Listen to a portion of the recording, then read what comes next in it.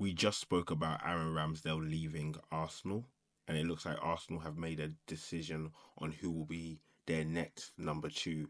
There seems to be an update. We've got reports from both David Ornstein and Fabrizio Romano. We'll start with David Ornstein, who mentions that Arsenal have reached an agreement with Neto, the goalkeeper who we know well from Bournemouth, played previously for Barcelona, Juventus, Fiorentina, just to name a few of the clubs that he played for. And it looks like Arsenal will be taking him in on a loan to get the Garcia deal that we discussed about in our previous video. Was difficult. Espanyol were demanding the full 30 million euro release clause, which Arsenal weren't or don't seem to be willing to meet. And I think Fabrizio Romano goes into it in a little bit more detail in terms of the scenario that Arsenal face themselves. So obviously we know that they've reached a verbal agreement.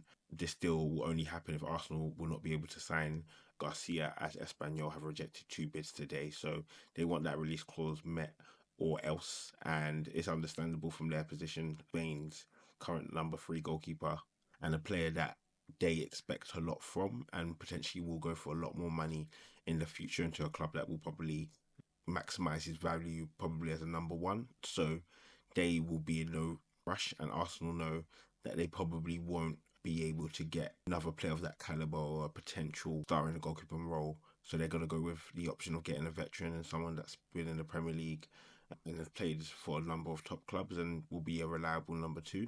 There has been questions about his decline, Neto. I've seen a couple of things as well, which bring me a little bit of concern. Also, how Bournemouth fans have mentioned his performance as not being satisfactory. He's been replaced by Kepa, who's recently joined Bournemouth, so it's up to him to show his quality and shine, and we'll see if he does that.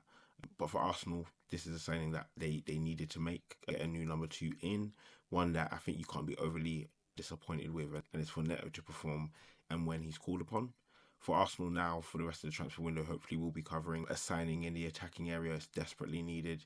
The main talking points are from discussions around Raheem Sterling, and it's one that we'll talk about if it happens or if there's any developments.